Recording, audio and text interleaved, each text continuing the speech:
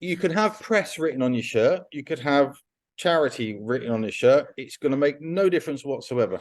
I had one chap said to me once, he said, "Why are you wearing green vest, Nick? You're not in the army. You need to wear a blue one that says press on it or something."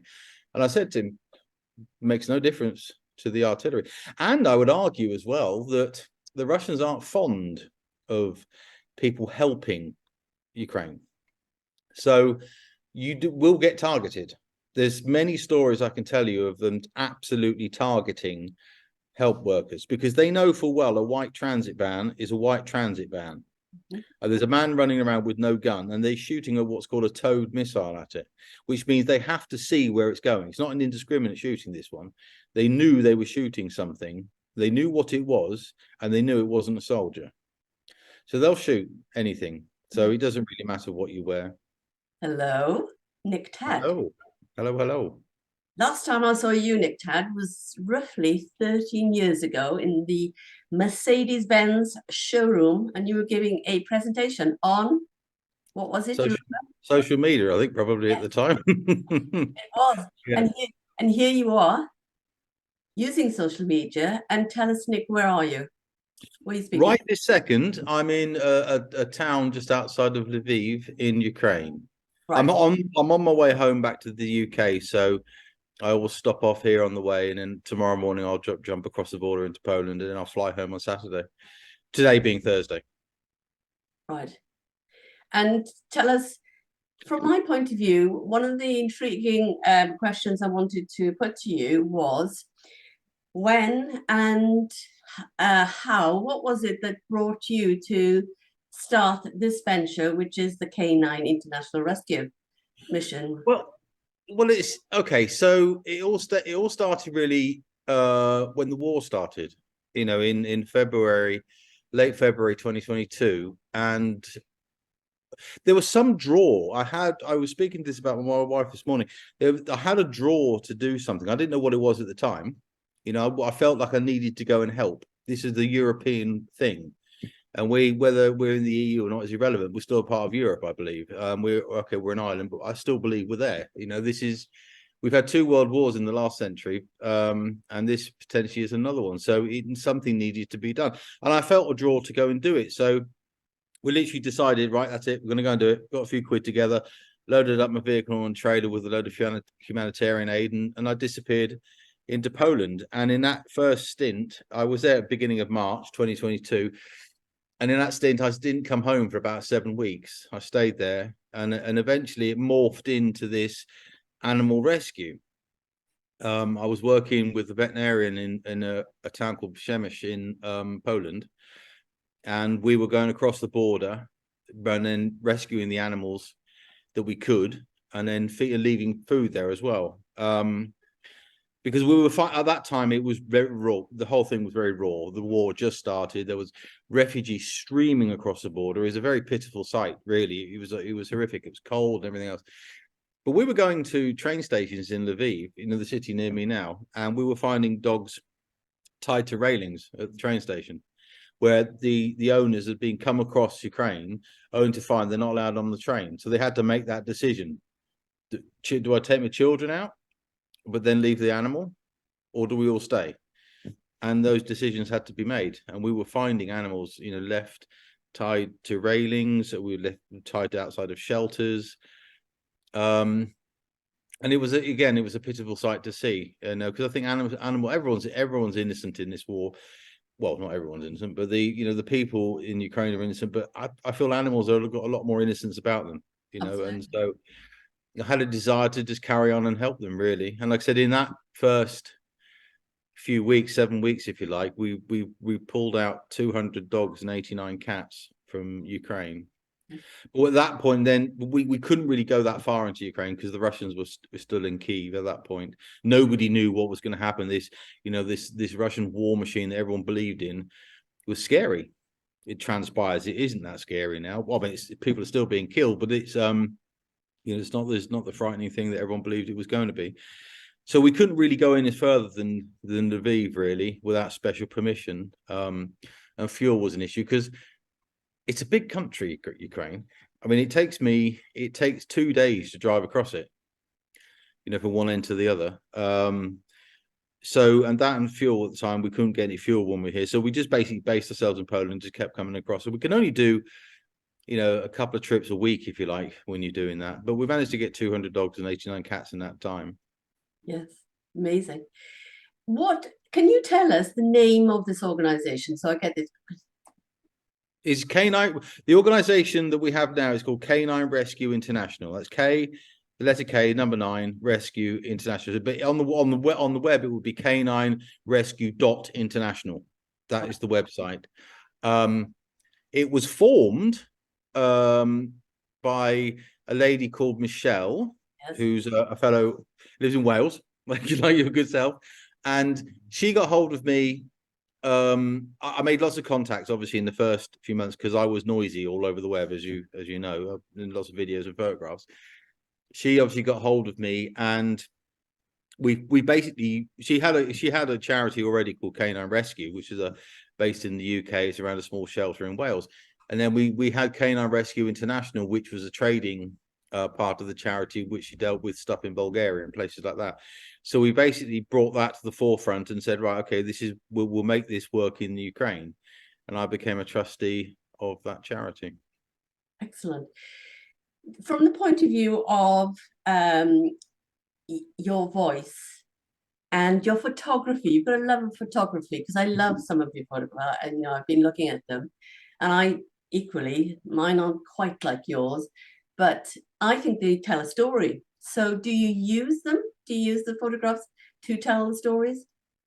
Yeah, I think it's important. I mean, don't get me wrong, it's a passion of mine anyway. I'm an amateur photographer. I won't call myself a professional, but I don't get paid for it. But I'm an amateur photographer. I always have been all my life, really. And I think that and video, and I think pictures tell good stories. And everywhere I go here, I will always document it somehow. It's just because I believe you can use words and they're powerful, and you can listen to the news, the BBC or CNN or Al Jazeera, whoever you want to watch, and again you'll get news, but you'll get their side of the story, which again, there's nothing wrong with that, but I think what I wanted to document really was the personal lives of the people and the animals that we come across here in Ukraine.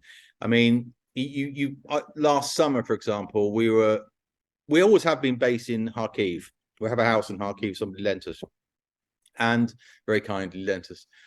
And last summer, before the September rout of the Russians out of Kharkiv, the east side of Kharkiv, there were villages, and there was one specific one called Sorokane.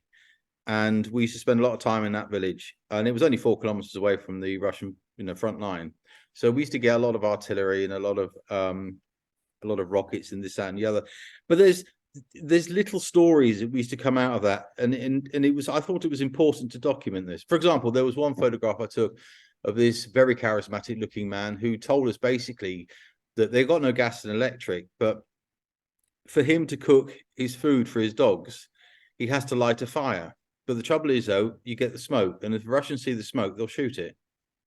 So you don't hear about that, on the mainstream news. But that's an incredibly powerful story, because it's like these are people's lives. They can't even cook because they're going to get shot.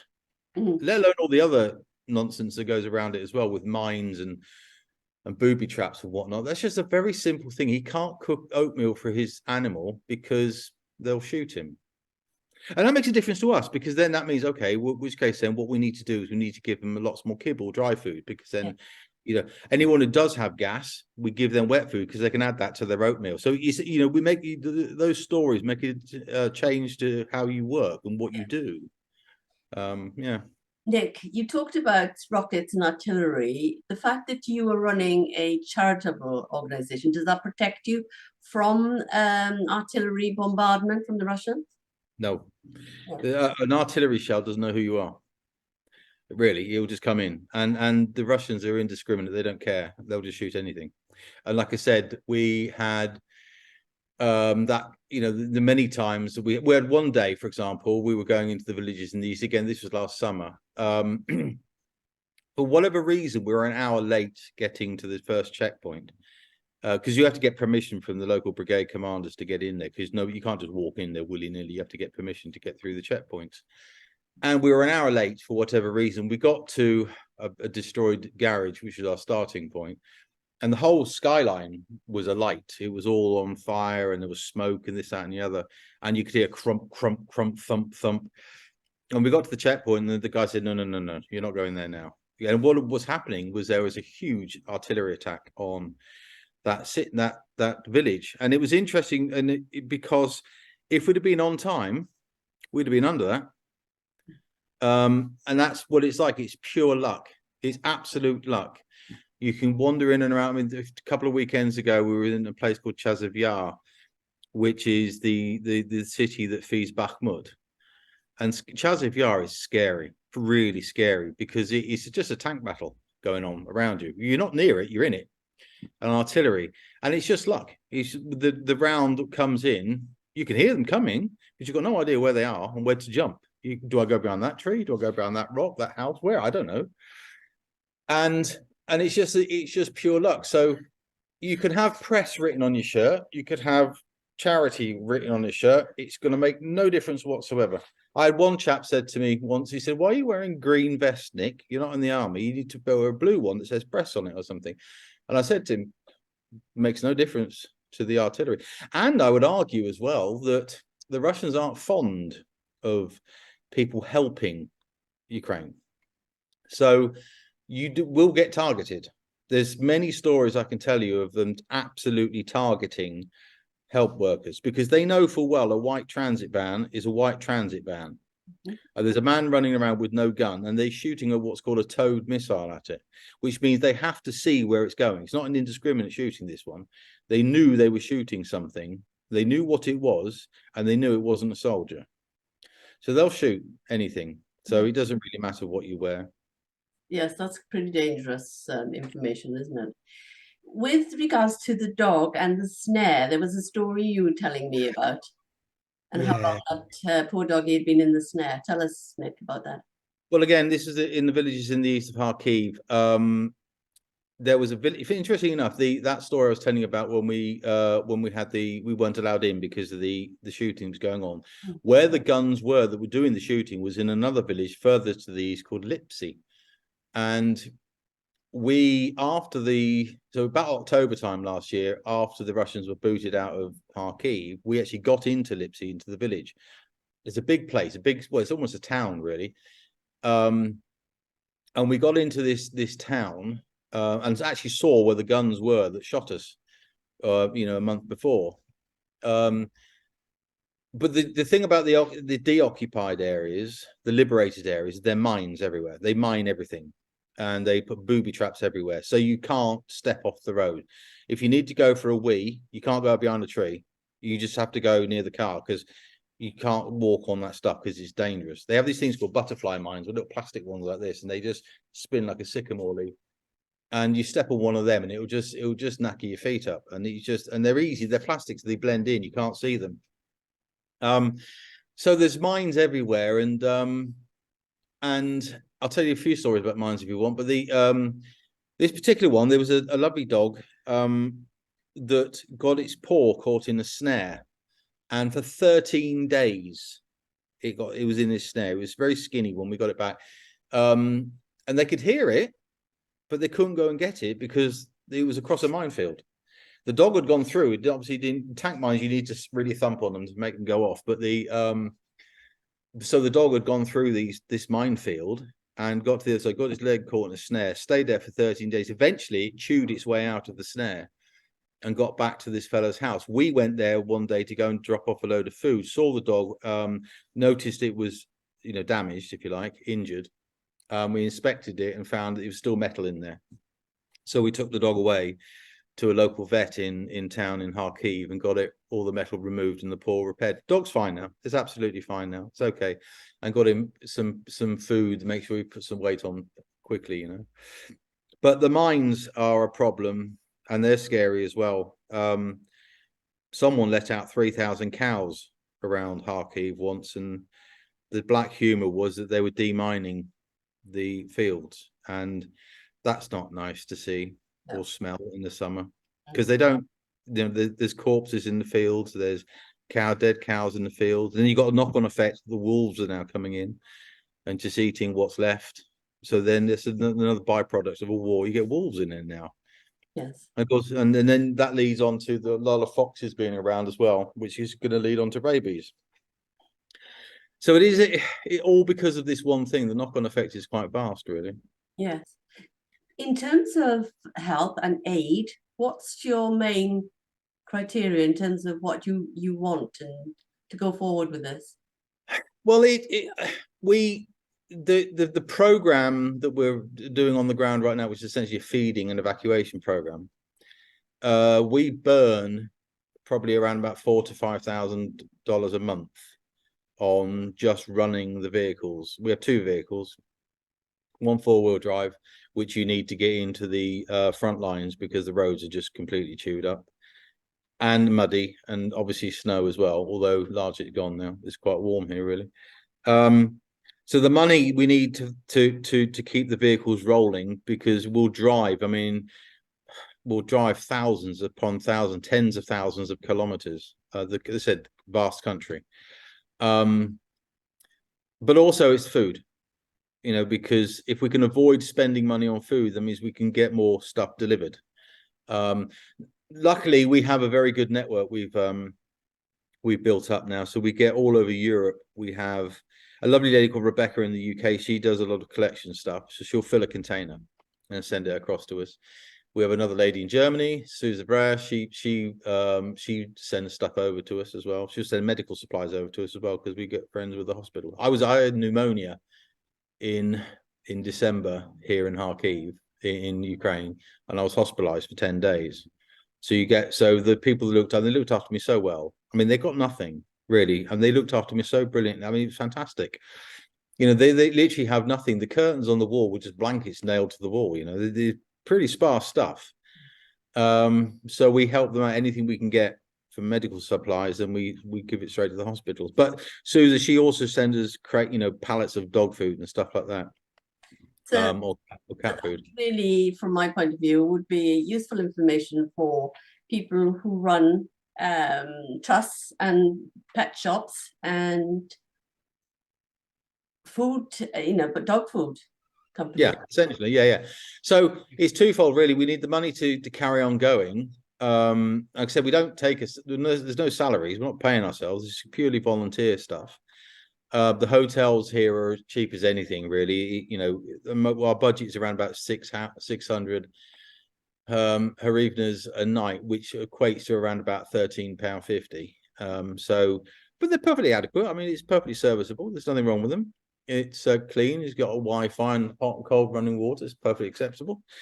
Fuel is obviously, we chew through a lot of fuel, so it goes on things like that. So realistically, the money is for just keeping us going, but obviously, yes, if we can get larger donations of food, then it stops us having to buy it. Yes.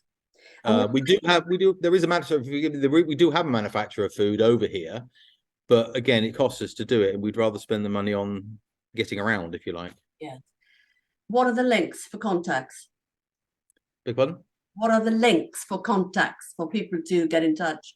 Okay, so K9Rescue.International is the website, /donate if you want to go there. We have obviously K9 Rescue International on Facebook. My Facebook page, facebook.com/NickTad. We have the Instagram thing going on, K9 Rescue Instagram, NickTad Instagram. Any one of those you can get hold of us on, and donate that way if you want to. I mean, if anybody wants to get involved at whatever level, then best thing to do is just email me at nicktad@mac.com. Excellent. And then we can see where we can go from there. I'm so glad that you got better from your bout of pneumonia. I was following that. And I'm so pleased that they did look after you well. And I can understand why, because you're doing such a great job for them. There is a funny story when you talked about the summer months, because of obviously you were being poorly anyway and being thirsty, about the rocket type of Cokes that you were drinking. Oh, yes. Okay. So Yeah, that was an interesting day. So yeah, it was again in the villages in the Kharkiv region. At this point, the Russians were still there, but we were in a recently liberated village. And a couple of stories there. Really, it was 40 degrees. The weather over here is just nuts. I mean, one moment it's -20, the next moment it's +40. It really is huge swings in temperature. So anyway, last summer it was really, really hot, and when you're wearing a vest and a helmet, it's even worse. So we're in this village. We've done 100 in this village. We did 120 drops in one day, which means we visited 120 people, houses, if you like, and dropped off a load of food. And we were really thirsty because it was so hot. And we came across this little shop. So Pavel, our guide, said to the fellow, "Have you got anything to drink?" He said, "Well, actually, no." And we were like, "Oh." He said, "Unfortunately, the shop got hit by a rocket." Now, what happened was we went into the shop and we saw it. There was a hole in the wall as you walked in one side. So we walked in the door. There's a big hole, gaping hole in this side, and a Grad rocket had gone straight through the shop. We've gone through one side and embedded itself in the Coke machine, the other side. Yeah. So we lost. He said, "I haven't got a Coke machine anymore because we've got a rocket in it." He took us out the back and showed it, and it was still in there. The warhead was still in his Coke machine out in his back garden. So, like, we couldn't get any drinks there. No. Actually, another thing that happened with that fella as well. His house backed onto a field, and he was telling us a story. He showed us in the concrete in his back garden where the bullet holes were. You can see these peppered marks where the bullet holes were. He said he woke up one day and there was one of these Russian attack helicopters, the ugly ones, and it was shooting his house. And where the bullets were, and it fired a rocket at his house as well. And there were just bits of rocket all over the place. He actually got hit in the knee, not badly, but he got hit in the knee as well. But that and the rocket through his shop as well. Yes. The real incidents, and thank you for telling me about it. Where your work is concerned, I know it's ongoing because of the need, but what would be your exit strategy, exit plan? Well, it's ultimately what we want to do, what K9Rescue wants to do is redesign the way that companion animals are treated in Eastern Europe, really. Because the relationship here between people and the companion animals is somewhat different than it is in the UK. I'm not saying it's bad, I'm just saying it's different. Yes. And probably it's a generational thing as well. But the whole notion of putting animals in cages, I think, is wrong. It doesn't do an animal very good to be put in a cage. I think they get mentally unstable. So we've actually designed a cageless system, if you like, which we want to build in a place called Krakowec, which is near the Polish border, inside Ukraine, in the Polish border.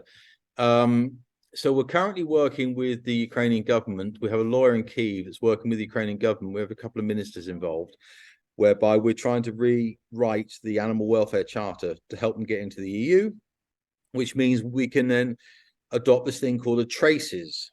Now, traces is a sort of a biosecure passport, the way you get commercial animals across borders with relative impunity. So cattle and pigs and whatever. But it's not, you haven't got one here for companion animals. Now, if we had that for companion animals, then we can move animals across borders a lot freer because they're biosecure. We've got proof they're biosecure. So this shelter would be, and the border crossing near Krakowec is a traces border. They have a vet there on permanently, so that's where the commercial animals would go through. So if we build a shelter there, then that would be the best place for it. What this basically means is once we've built the shelter once, we're going to blueprint it and then copy and paste it and put these all over Europe if we can. This is a long-term project. This goes on for decades. Probably going to go beyond my lifetime, but it's got to start somewhere. And we want Ukraine to be the showcase for that, really. So the exit strategy, I suppose, largely is that. But right now, obviously, whilst we've got this war going on, or ongoing rather, we've got to carry on feeding and evacuating. I mean, that day we had in Chaziv Yar, even though we were literally just being shot left, right, and center, we still managed to get out 25 cats and 10 dogs. And that was on one day. We went back there the following day. Another team went back there the following day and brought out another load about the same. And we could still keep going back there and bringing them out. Absolutely. So it's important that, you know, the first thing is get them out of harm's way, really. Nick, who is the ambassador? You've got a patron here for the K9 International Rescue. We no, K9Rescue had Lorraine Chase. Lorraine Chase. Lorraine Chase. She was the but we're obviously trying to raise more. We need, you know, more patrons if we can get them. Yes. Certainly for the K9Rescue International. Because we do need to get the name or the brand, if you like, for want of a better way of putting it, out there. So we can just keep going. Yeah. We can't stop. So that's, you know, if anyone's interested in helping out with that one, I'd be very grateful. We'd all be very grateful. Yeah. That's a request, isn't it? Yeah. Step forward. I have a birthday coming up end of this month. And so what I'd like to do is to donate, get people to donate to your Thank you. Charity. And that's something I want to put forward as on the page for Facebook and everywhere, really, on social media. Thank you. Thank you so much, Nick, for joining me. It's a sad thing to have to talk about, but it's real. And I'm so glad that you're safe. Stay safe, stay well. Don't get into any more trouble in terms of your health. Well, I try not to. No, I know. So thank you very much. And let's hope that the next time we speak, we've got another plan and you've got that much further again. There's progress there. Perfect. Thank you very much indeed for having me on. I love it. Thank you. All right then. Bye-bye. Bye-bye.